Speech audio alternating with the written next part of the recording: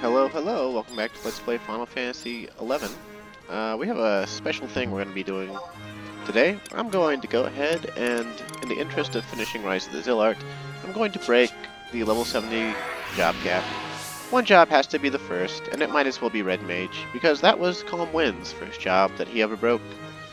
Although he strongly considered leveling, I think, both Ranger and Puppet Master to do them instead, because it took him three attempts to beat the original Red Mage, Maat, back before player power was through the roof, and also before a lot of things were really widely understood about the fight.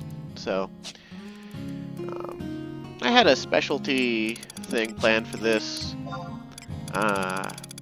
which was the way I did it back in the day, and I did it in one attempt back in the day.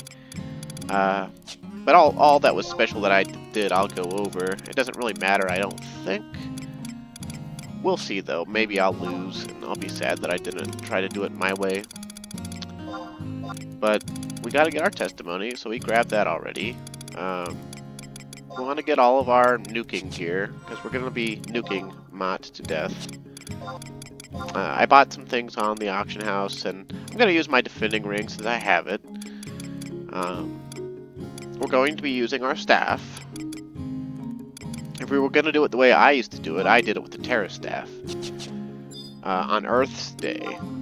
But the way that the player base always suggested doing the Red Mage Maat fight was do it on Wednesday, so that you can use your strongest nuke, Arrow 3, and have it be boosted by the day power. I did it on Earth's Day because Stone 3 is more MP efficient, and especially back then, because it cost more back then. Both spells cost more back then. But also because you could full-time Terra Staff with a 20% physical mitigation, which is going to matter immensely. But since we have the defending ring, that doesn't matter quite as much. For food selection, we're using a relatively, what's new to me anyway, it's called Fruit Parfait. It gives 6 magic attack bonus, and like 3 magic accuracy, as well as like 3 intelligence and 2 mind or something like that, with a minor penalty to strength. Everything else is set up to give us either intelligence and MP, or just intelligence. And, you know, we ought to be okay to go. So we just come talk to Maat. And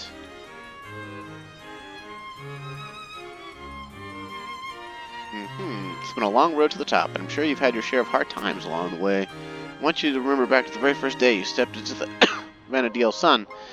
You were still a tiny ant trying to climb a mountain, but now look at you, riding the clouds to the stars. But don't think that you've reached the top. Even if you break one limit, there's always another waiting for you. But it's our persistent aiming for the top that makes us great. However, I'm growing old, and there's not much left to teach you. Our tale together has reached its final chapter, so to speak. Well, that's a damn lie. But before we turn the page, I'll need you to bring me a Red Mage's testimony. What's that look on your face? Rounding up something like that should be no problem for a guy like you. Master Maat!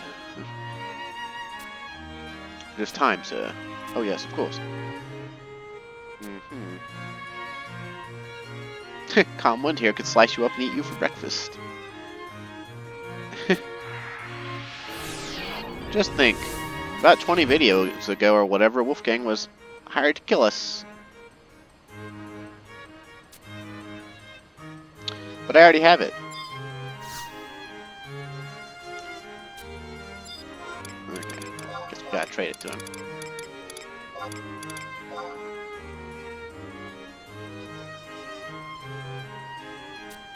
No, it wasn't. I got it in my travelers.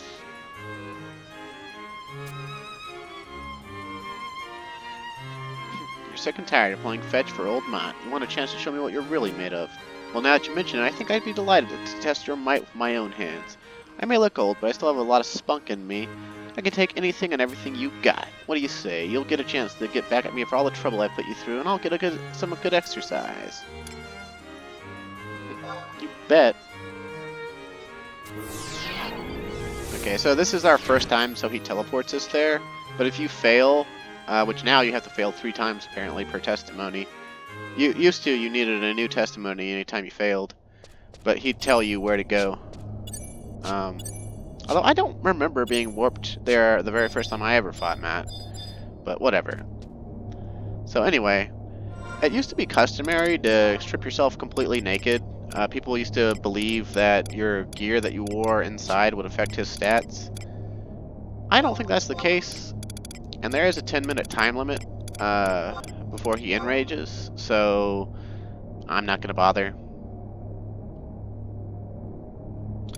Shattering Stars is the fight.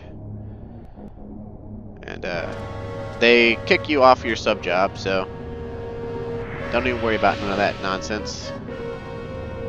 And if we were further along in Rhapsodies, we could use trusts. And if we could use trusts, like we wouldn't even bother like buffing or anything. We'd just run in with trusts and ball up the old man because he'd stand no chance. Because it's supposed to be a one-on-one fight, but a lot of people do not give a fuck, so they just come in here with trusts. They advance Rhapsodies, come in here with trusts, and kick his ass. And that's all well and good, I guess. We might want to move a little bit further so we can see what buffs he's putting on himself. Because he doesn't just stand there idle, he buffs himself too. But I don't know exactly how close I actually want to get. Maybe like stop right here. We can see him from here. I don't know if we can actually see what he's casting. But the basic just the plan is to fully buff, rest up our MP, and then we're gonna run in. We're gonna engage him so our staff is out, so that we can parry his physical attacks. And then we're gonna just dispel him a whole bunch and then nuke the shit out of him. And he's gonna punch us and nuke us as well. He has access to chain spell as well. I don't think he'll make use of convert, because that would kill him, I'm pretty sure. Or possibly completely heal him. One or the other. I don't know how much MP he actually has. But, it's pretty annoying.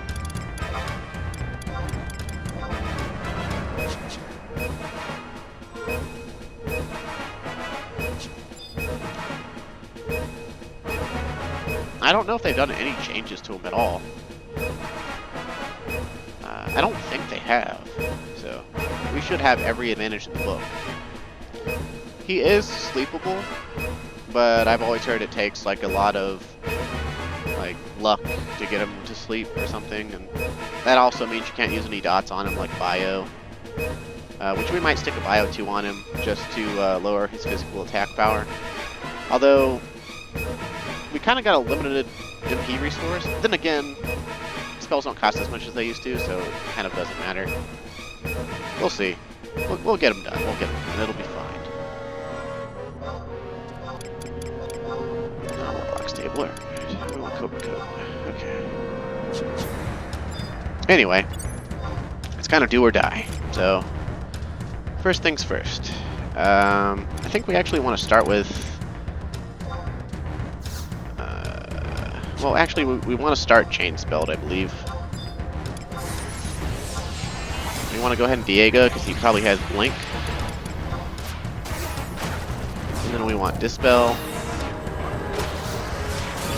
Dispel. Dispel. Dispel. Dispel. And we want Stone Skin on ourselves. We want Arrow 3. Arrow 3. Arrow 3. Arrow 3. Arrow 3. And he gave up, so we win. Easy peasy.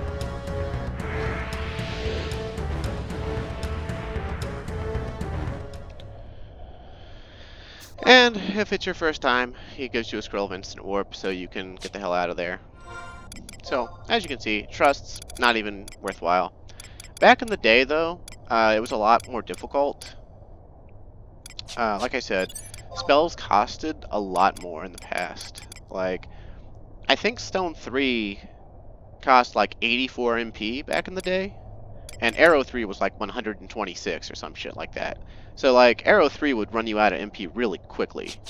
And that's why I've been saving these Pro Ethers that I got along the way. I actually saved them for the Red Mage fight, because back in the day I had to use 2 Pro Ethers, even using a more MP efficient way to fight him with the Terra Staff. So that was kind of a surprise to me. But yeah, so we just completely mortalized him. Our stone skin wound up being useless, but basically we wanted to spam Dispel in order to remove both his in effect, but mainly Shell. He has access to Shell 3 or Shell 4 in that fight, and that's like minus, I think Shell 3 is minus 17% magic damage taken, so that would have reduced our magic damage to him by like, 90 points per spell or whatever. Like, he would have only been taking 390 instead of 495. Which, I mean, that wouldn't have been that bad. It would have meant one more spell cast. But, meh.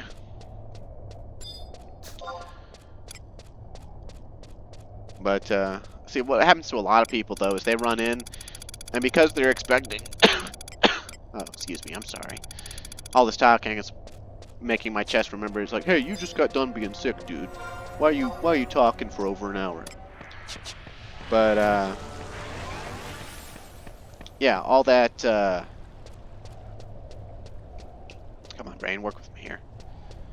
All that, they expect a super long fight, because if you read about this fight for Red Mage, it just sounds like hell.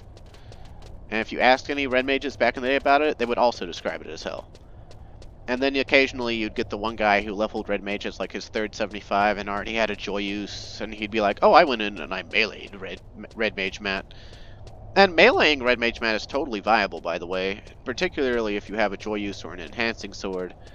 I just wanted to stick with doing it the way I remember doing it, and doing it with a way that really reflects Red Mage's biggest strength, which is Chain Spell. Right? The ability to instantly cast your magic, any spell, over and over again, is just absurdly powerful. I just I guess overestimated the amount of damage he did to me, or didn't remember that Stone Skin wouldn't override itself.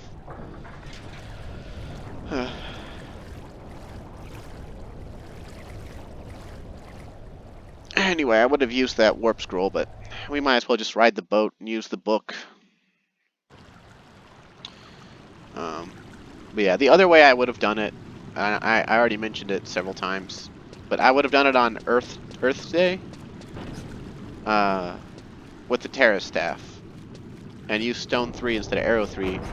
That way you can full time the physical mitigation, because as you saw in the fight, like, he started to nuke me once he did Chain Spell, but he didn't do Chain Spell till he was like 1/3 dead already. And so most of his damage came from him actually punching me, and from his end spell. And that's the way I remember it being back in the day, too. And actually, if you take too long to kill him, or if you get him down low enough and you're taking too long, in all of his forms, when you fight Maat, he's capable of using the master level, at level 71 plus hand-to-hand weapon skill, Waughroon Fists. It's an 8-hit weapon skill, and that'll pretty much kill you. Like, if he does that, it happens either after you've taken 10 minutes, or after you've reduced him in HP, but not to the point of giving up, and he's, and like, you're, I think, at yellow HP or something like that. My friend Calm Wind claimed that basically every time his first 2 attempts at Maat, basically, he had Maat halfway down, and he slept him, and then Maat woke up right away and did Waughroon Fists and killed him from like 3/4 of being at max HP. That was his claim. I don't, I didn't, like, we didn't have recording stuff back in 2005 for this. At least I didn't. I didn't have money back then. I was only 15. And YouTube didn't exist yet, so We didn't really, you know, have a way to share our crap with one another. I mean, a way probably existed, but you know, we weren't in on the the whole flim flam there. Let's put on our red stuff, our red suit, and look the part, shall we? Oh yes, I did kick your ass.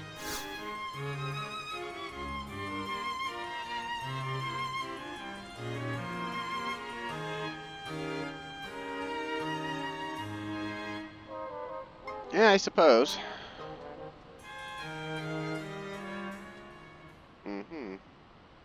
It's kind of hard to believe, but did you know that Juneau was once a run-down, tiny little fishing village?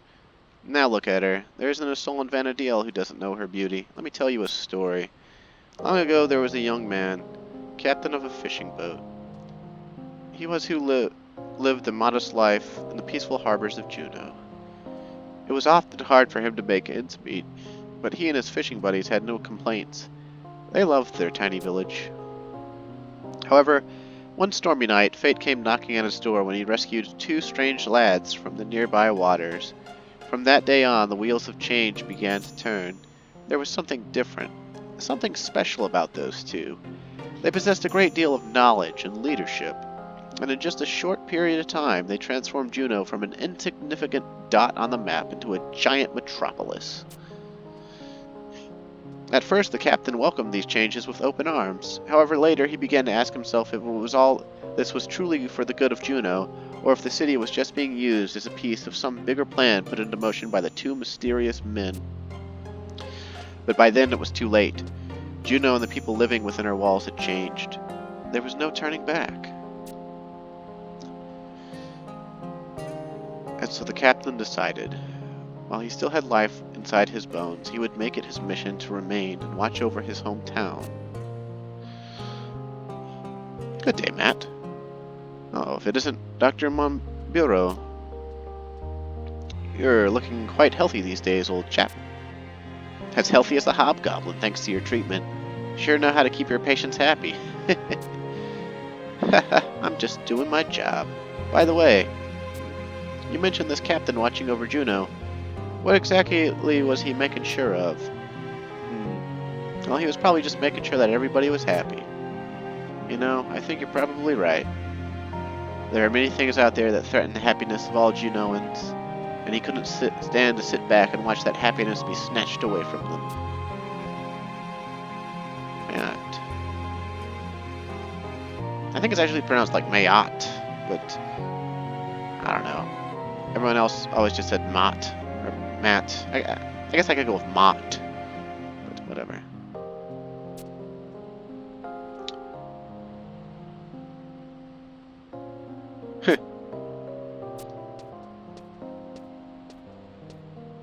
Blinded by duty, huh? As much as I long to see it, it's likely I won't be around when the truth finally comes out. But young adventurers like you will, and that's why I want you to be all that you can be. Do not forget the hardships you have endured to make it this far, and maybe one day you, too, will find something worth giving your life to protect. They say that where there is a beginning, there is an end. However, I believe that some things like memories don't have an end. This is where you young folk come in. And that is all this simple old man can ask for. Well, that was actually really touching and actually ties into the Rise of the Zilart story perfectly, because we're entangled with killing the Archduke and his brother. We've actually already killed the Archduke. And now we gotta kill his brother. Ah, well. Anyway, I don't have much more to show off other than I guess I'll go ding up to 71 real quick on something. And then, between this video and the next, I'll go ahead and level up to level 75. And, even though I can actually take every job up to 75 now, I'm still just going to level the other jobs to 70 eventually. Stop them, pause them at 70, and do their Genkais at 70. You can actually do all the other Genkais They're uncapped, I believe. You still lose your sub job, but you can do them at like 75 or something. And I think once we get to level 75, we can talk to the Nomad Noogle next to Matt and get access to merit points. I don't know if they ever changed that to being a 99 thing, since that's the true cap now, but we'll see. Anyway, let's go ding a level, and next time you see me, I'll be 75. Well, I say next time you see me, but I just don't have time to edit this week, so I mean, that would be really simple to edit it, but let's go on over to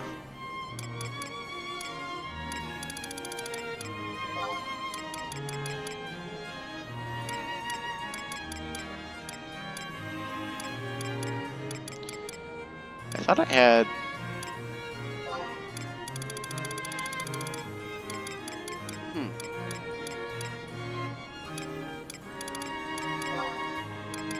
Oh, I'm at a home point. I'm not at the book. Dirt. I'm ruining the moment.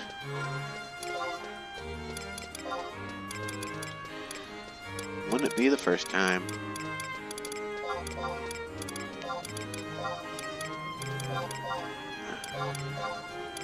Yeah, we'll keep the pimp hat on.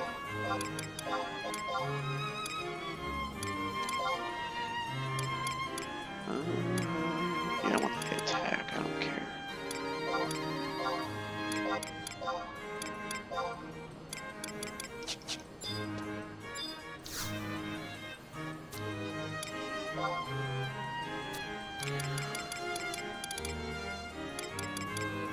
Tulia. Oh, you know what? Actually, yeah. We could do that. I think there's a ground stone up here, too. We just have to be careful. Too much magic involved, you know.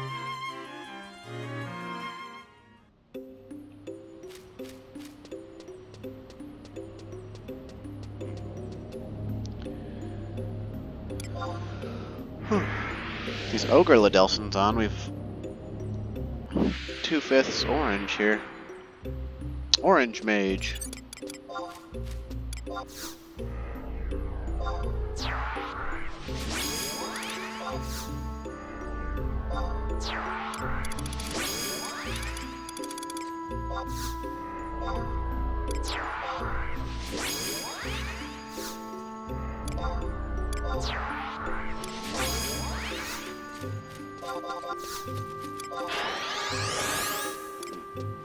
Like I said, we don't want to get too close to those magic pots.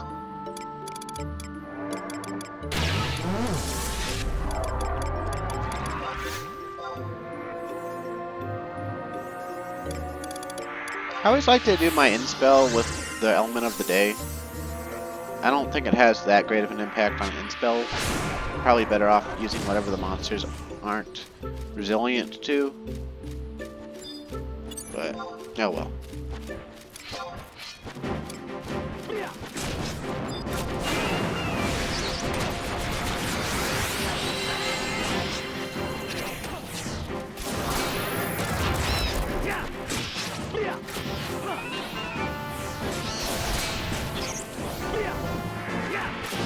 You know what? I also just had the realization. Since I am taking Red Mage up to 75 now, I can also get access to another weapon skill.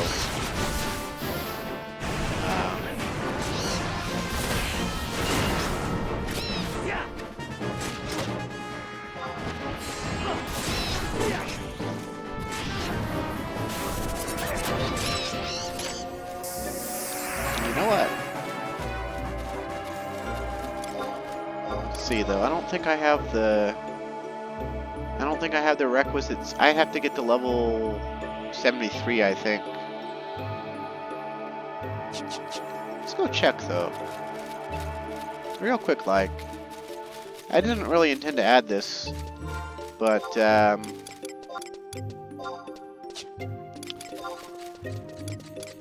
wait, let's just use that scroll of instant warp.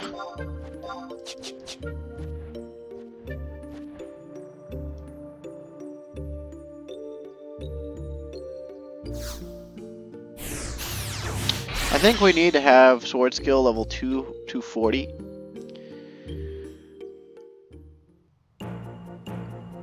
But we also need a job that is level 71 plus. Which we actually have the sword skill on Blue Mage already. Which is why my sword skill is still capped. But,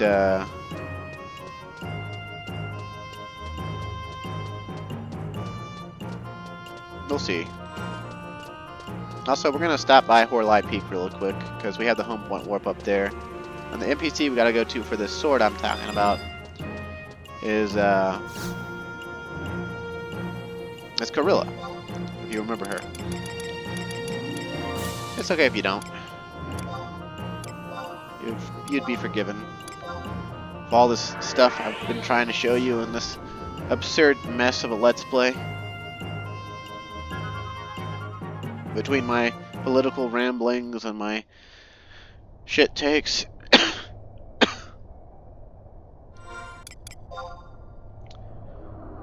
Thank you for putting up with me, yeah.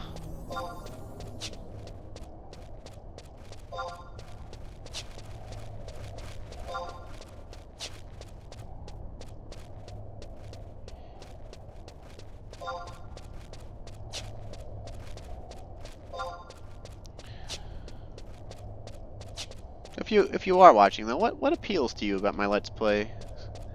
I would assume, like, the whole reason I like Let's Plays and the reason I see them as a worthwhile form of entertainment that people, you know, shouldn't be dissuaded from making, is they allow for a very detailed commentary. But even more than that, it's just the basic idea that you could turn on a video and listen to someone talk about something you're interested in while it also plays in the background.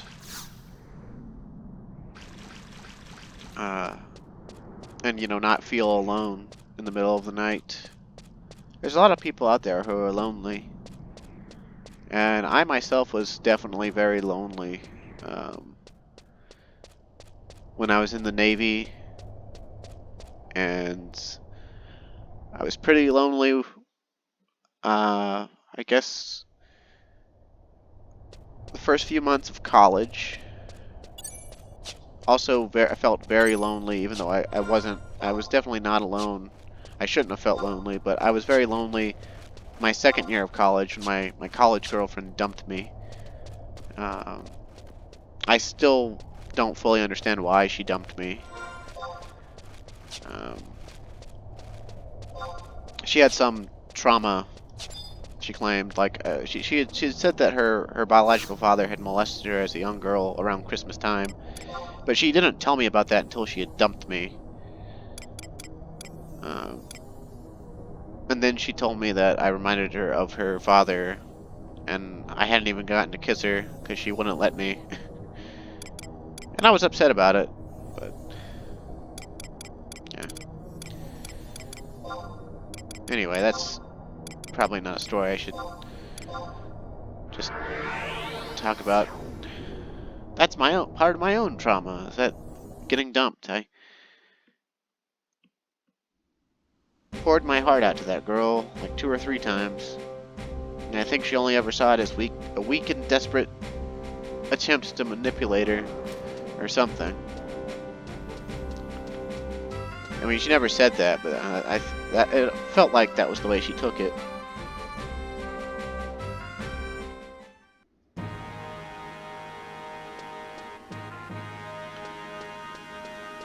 Anyway, I don't know if we have to talk to her on a job that has the skill or has the level or has both. But we can at least turn in the bottle.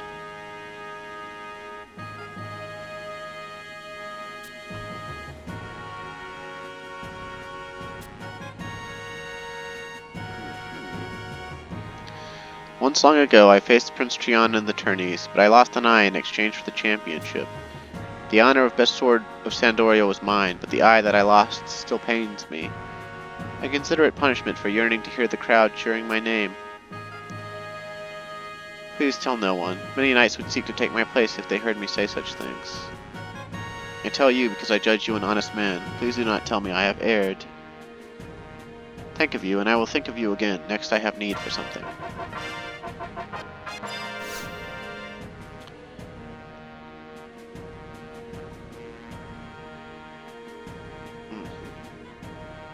I calm wind. You've become quite the fighter since we last met.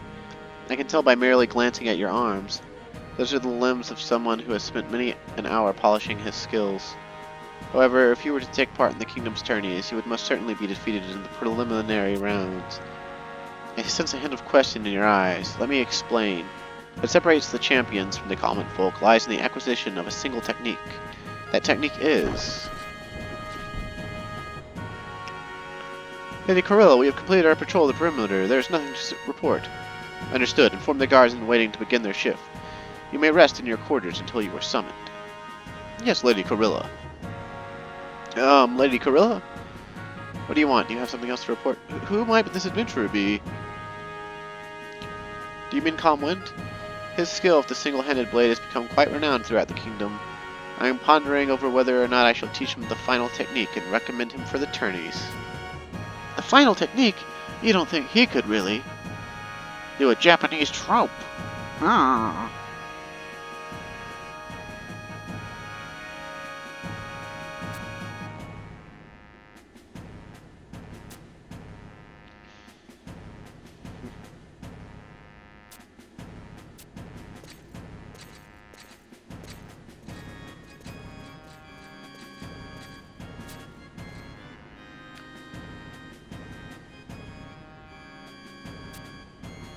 Take the sword. It will bless you with its power until it senses that your skills have matured. Only then you will be ready to learn the final technique. I would be honored.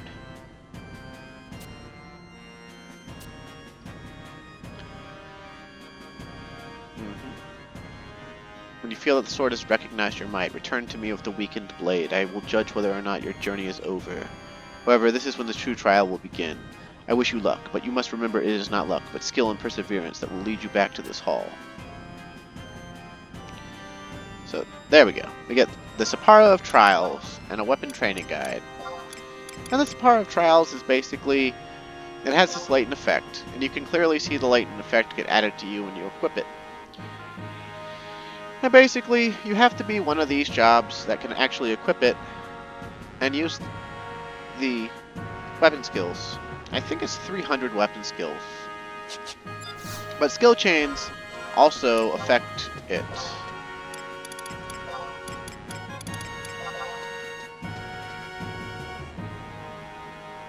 This slip of parchment explains in details the steps one must take to improve her weapon wielding techniques. Her weapon wielding? Okay, well, it doesn't explain jack shit, but basically,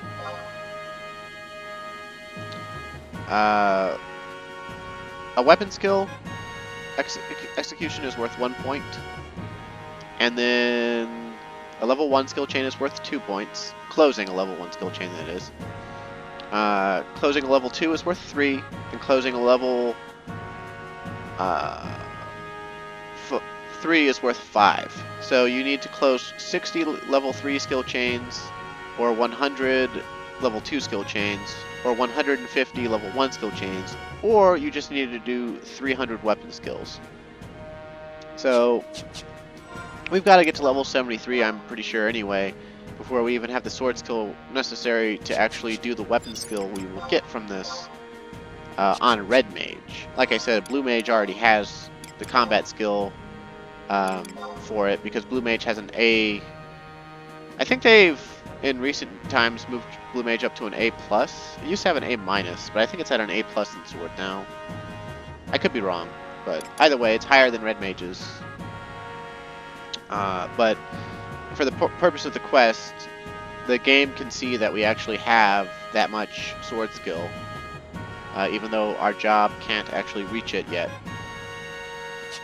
So all we gotta do, really, is whip out Ayame and a Healing Trust, and probably Joachim for March. Go to, like, it has to be on monsters that yield experience points. So, you know, like crabs or anything that we were going to level on anyway. So I'll do this at my own leisure. There's no way to track it, I don't think. I don't think they put any sort of tracking on this. I could be wrong. But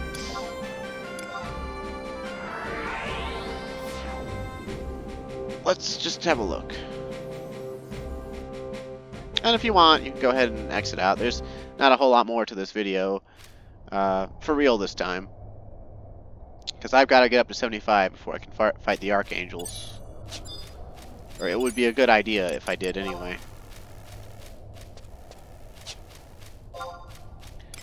And also, once I get to level 72, I'll have some more gear I can use.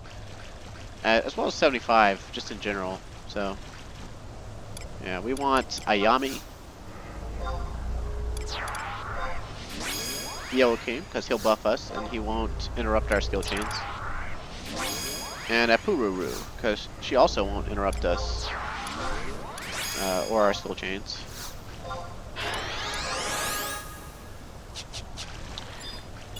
And honestly, we don't need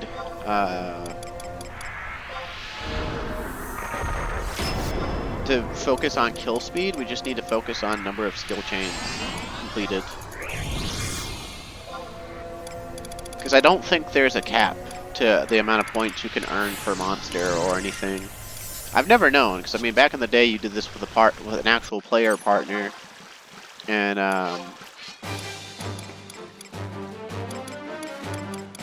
it was just something, you know, you did, and there was not a whole lot to question about it. But we won't be using our in spells because they don't give us TP. We just want haste.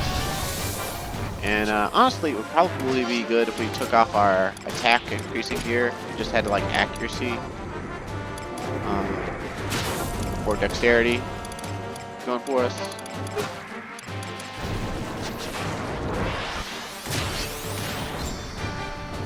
And I think the way Ayami is scripted is she looks at what weapon skill you're doing and notes its properties, and then on the next time you weapon skill, she will she'll do something that'll cause a skill chain, and she'll open for you, I believe.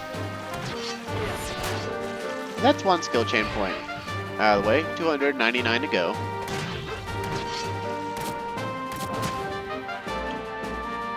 Like I said, I'll handle all this between now and next time.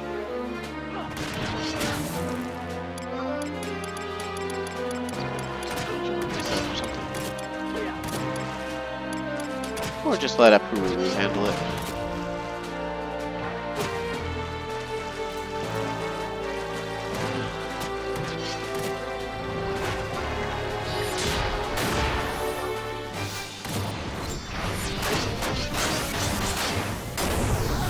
Distortion, nice. Okay, so now we're down to, what, 296? Yeah, so now that we've got Ayami set up, we can just do that over and over again. And, you know, 100 skill chains from now or whatever, or 99 skill chains from now or whatever, we'll break the latent effect on this sword and it'll be all Gucci. And once you break it on one, you know, you do the quest, and every job that's on the Sapporo Trials can use the weapon skill. So once we break it on Red Mage, we never have to do the one for sword ever again. There's a quested weapon skill like this for every weapons type except for throwing. Throwing doesn't have any weapon skills. So in total, I believe there are, let's see, archery, marksmanship, club, staff, great katana, katana, sword, great sword, dagger, hand-to-hand, axe, great axe, scythe, and